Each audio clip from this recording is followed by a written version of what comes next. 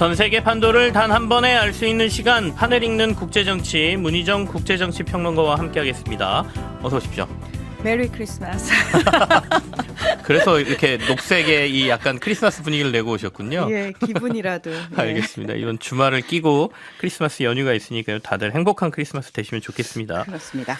자, 일제 강제동원 피해자들이 일본 기업을 상대로 낸 2차 손해배상 소송에서 승소를 했습니다. 네. 그런데 우리 정부는 이번에도 제3자 변제를 추진하겠다는 얘기도 같이 나왔어요. 그렇습니다. 지난 21일 날 대법원 2부에서 두 건의 이제 소송에 대한 판결이 내려졌는데요. 네. 미쓰비시 중공업과 일본제철, 신일철주금이죠. 이 회사들이 원고 1인당 1억에서 1억 5천만 원을 배상해야 한다. 이렇게 원고 일부 승소 판결한 원심을 확정을 한 건데요. 네. 앞서서 질문에서도 이거 2차 손해배상 소송이라고 표현을 하셨거든요. 그럼 왜 2차 손해배상 소송이라고 이야기를 하느냐? 그 2012년에 일본 제철을 상대로 손해배상 청구 소송이 있었는데 그때 대법원에서 처음으로 배상 청구권을 인정을 하면서 원심을 파기환송을 했습니다. 자, 이 결과를 바탕으로 다른 피해자들이 용기를 내서 나도 해보면 되겠구나라고 해서 제기한 소송이어서 2차 소송이라고 이야기를 하는데요. 네. 2013년 3월에 7명 그리고 2014년 2월에 4명의 피해자가 소송을 제기한 후에 거의 10년 만에 나온 확정 판결입니다. 그런데 안타깝게도 현재 그 피해자 11분 모두는 돌아가신 상태고요. 유족들이 이 소송을 계속 진행을 하고 있는 상황이었습니다.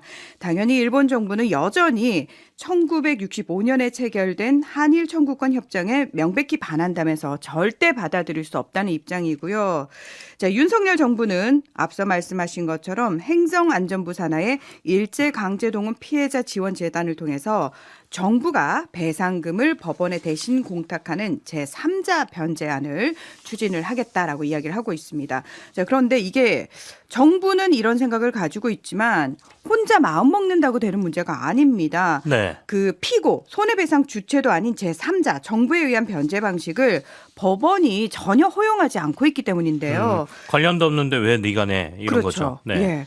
현행법상 제3자가 판결금을 대신 변제할 수는 있지만 강제동원 피해자, 그러니까 채권자들이 정부의 제3자 변제를 허용하지 않는 이상 공탁 자체가 불가능하다 이렇게 법원은 인정을 하고 공탁을 받지 않고 있습니다.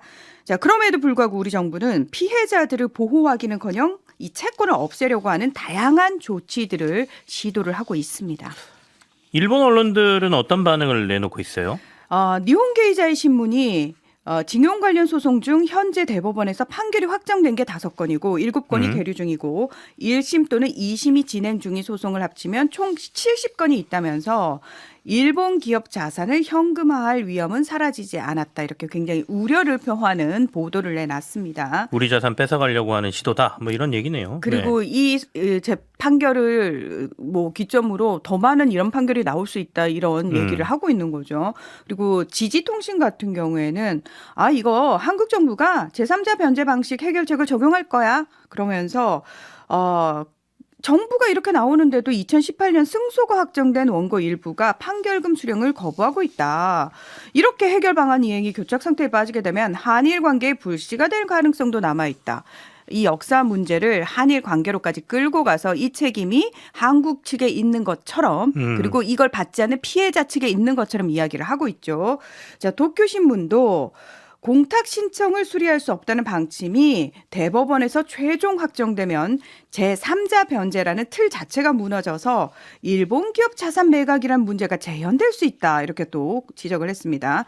요미우리 신문은 사설을 통해서 한국 법원은 일본과 한국의 역사 문제에 대해서 반일적, 첨예적 판결을 내리는 경향이 있다. 한국 정부가 이 판결 영향을 최소화하도록 노력해야 한다. 이건 모두가 다 한국 법원의 문제이고 한국 정부가 해결해야 될 문제다라고 이야기를 하고 있고요. 극우 성향의 산케이 신문은 사설에서 부당한 강제 동원 등으로 몰아서 사실을 무시하고 국가 간의 약속을 어기는 것이야말로 부당하다. 본인들이 굉장히 억울한 상황에 처해 있다라고 이야기를 했습니다. 대부분은 자신들하고 전혀 상관없는 3자적인 입장처럼 얘기를 해놓고 있다 이렇게 볼 수밖에 없는데. 자신들이 가해자인데. 그러니까요. 자, 저쪽으로 한번 넘어가 볼까요? 홍해 쪽 얘기가 지금 계속 나옵니다. 네. 그러니까 스웨즈 운하가 있는 이 홍해 쪽에 물류대라는 소식인데 이게 그렇습니다. 예멘의 후티 반군이 이쪽을 다니는 해운사들의 배를 공격하고 있다는 거 아닙니까? 그렇습니다. 아프리카 대륙 바로 옆에 이어서 아라비아 대륙이 있잖아요. 네. 그 사이에 있는 좁고 긴 바다가 홍해예요. 말씀하신 것처럼 그 위로 쭉 올라가면은 이집트의 수에즈 운하가 있고 그래서 유럽 쪽으로 바로 넘어갈 수 있죠. 그리고 또 하나 이스라엘의 남부 항구가 거기에 연결이 돼 있습니다. 그런데 이 예멘이라는 나라는 아라비아 반도에 가운데는 사우디아라비아, 그 아래쪽으로 예멘, 오만 이렇게 두 개의 나라가 있거든요. 네네. 자, 이 예멘의 정부 측이 아니라 후티 반군이라고 하는 측이 말씀하신 것처럼 요 바다를 건너가려고 하는 선박들을 공격을 하고 있습니다. 홍해 같은 경우에는 세계 컨테이너선 물동량의 약 30% 그리고 원유냐 천연가스 같은 경우에는 최대 15%까지도 지나가는 곳이기 때문에 그래서 물류 대란이 국제적으로 일어나고 있다라는 얘기가 나오는 건데요.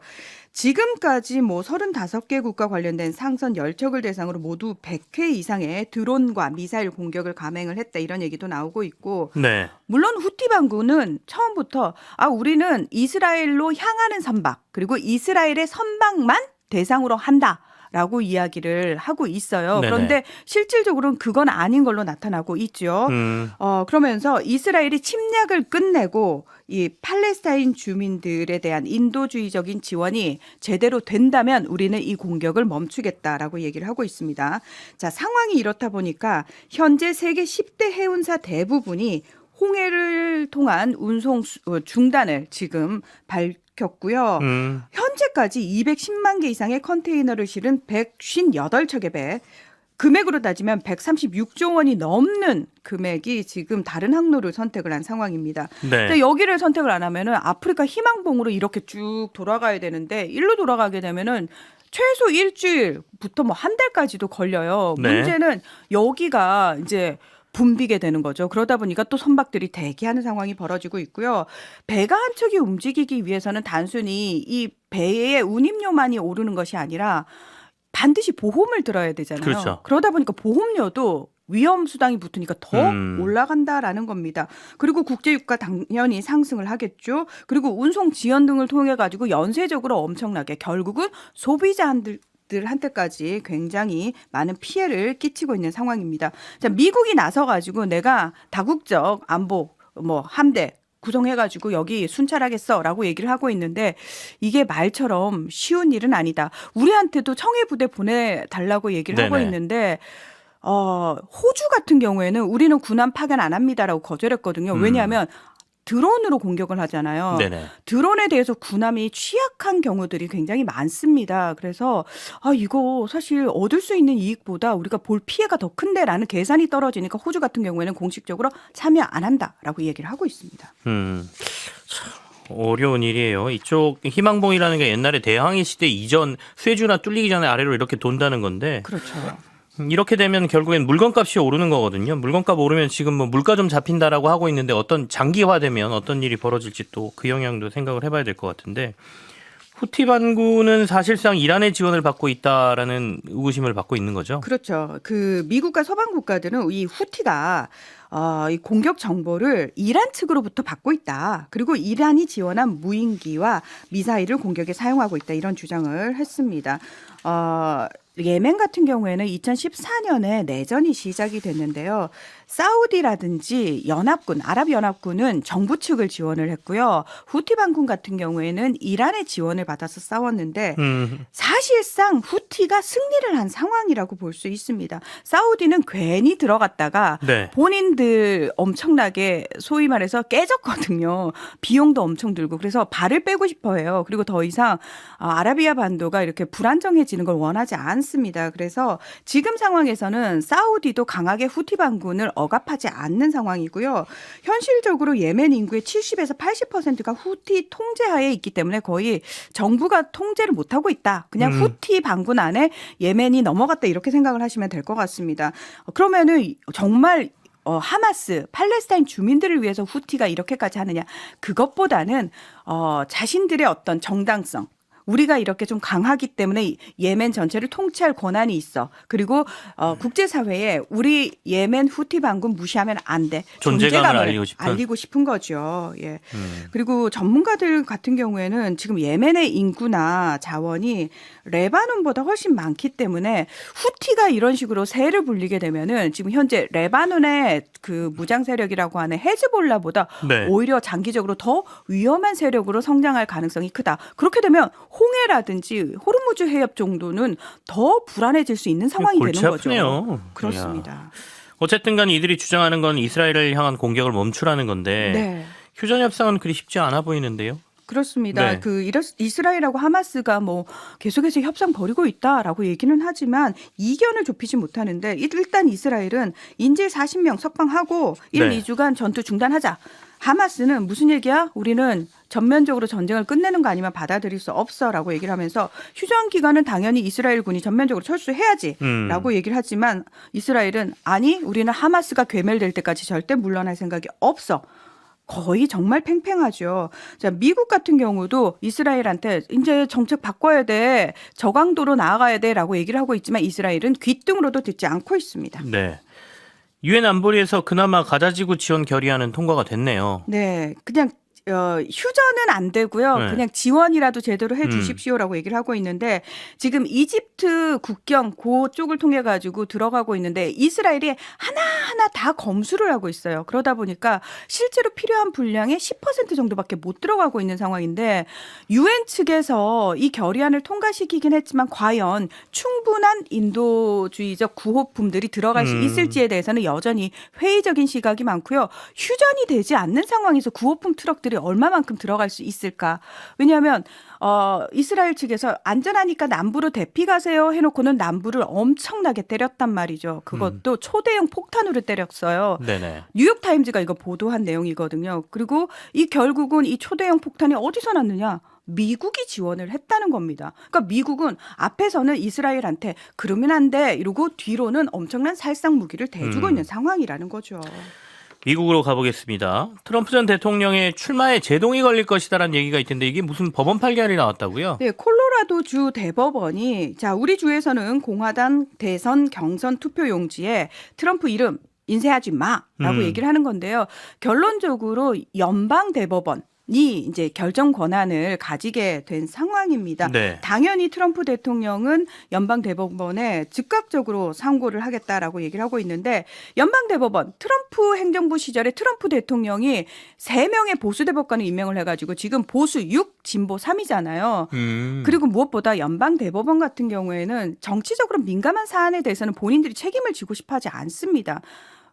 미국 지금 상황에서 연방대법원이 함부로 정치적 판단을 내렸다가는 유권자들의 역풍을 맞을 수 있거든요. 네. 미국 사람들은 무슨 얘기야? 정치적 권한은 우리에게 있지 우리가 선출하지 않은 권력인 법원이 가질 이유는 없어라고 얘기를 하는 거예요.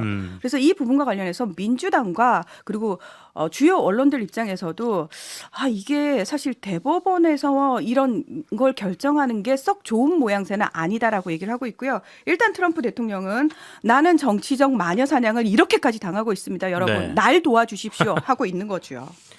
알겠습니다. 지금 공화당 내에서는 트럼프 전 대통령 말고도 니키 헤일리 전 유엔 대사의 상승세가 좀 나오고 있다는 얘기가 있네요. 의도적으로 지금 월가라든지 전통적인 공화당 거부들 있잖아요. 기부 네. 많이 하시는 분들. 그리고 민주당 측 그리고 언론 측에서 사실 니키 헤일리를 밀고 있는 것 같아요. 만약에 바이든으로 졌을 경우에 트럼프보다는 그래도 대화가 될 수 있는 니키 헤일리가 훨씬 낫겠다라는 판단을 내려서 의도적으로 지금 띄우기를 하고 있는데 아직까지는 트럼프가 압도적입니다. 알겠습니다. 네. 자, 이제 크리스마스 아까 얘기를 잠깐 하셨는데 네. 이맘쯤 되면 미군이 산타가 어디쯤 이동하는지 실시간으로 알려주고 있잖아요. 이게 그렇습니다. 작년까지는 영어로만 됐는데 이번에는 한국어도 된다고요? 그렇습니다. 뭐 그 전에는 8개 언어로 네. 됐는데 올해 한국어 안내가 추가가 됐어요. 그래서 북미 항공우주방위사령부 여기 홈페이지에 들어가면은 한국어로 다 보실 수 있고요. 자, 산타 할아버지는 저도 여전히 산타 할아버지한테 선물 받고 싶거든요. 어린이가 아님에도 불구하고 집에 선물 받은 어린이들이 있으시잖아요. 그렇죠. 예. 산타 할아버지는 있습니다. 네. 있습니다. 예. 근데 중요한 건 산타 할아버지는 아이들이 잠을 자지 않으면 오지 않으신대요. 다른 집부터 들러서 오신대요. 그래서 반드시 잠을 자야 되고요. 미국에서 이거 굉장히 중요시합니다. 그래서 실제로 뭐 중장급 뭐 부사령관이 TV에 나와가지고 어린이 방송에 나와가지고 지금 산타가 어디를 지나가고 있다. 최첨단 위성을 통해서 지금 경로를 우리가 다 추적하고 있는 거 아니겠습니까? 그렇습니다. 그리고 네. 보여주고요. 서울을 지나가는 것도 보여주신다고 합니다. 그래서 많은 우리 한국의 어린이들도 좀 관심을 가져보면 좋을 것 같습니다. 궁금하면 아이들과 함께 이 산타 추적 시스템에 들어가셔서 산타가 네. 어느 정도 경로를 오고 있는지 나의 선물은 진짜로 가지고 오는지 한번 확인해 보시는 것도 이 연휴에 재밌는 일이 될 것 같습니다. 지금까지 문희정 국제정치평론가와 함께했습니다. 감사합니다. 네, 고맙습니다.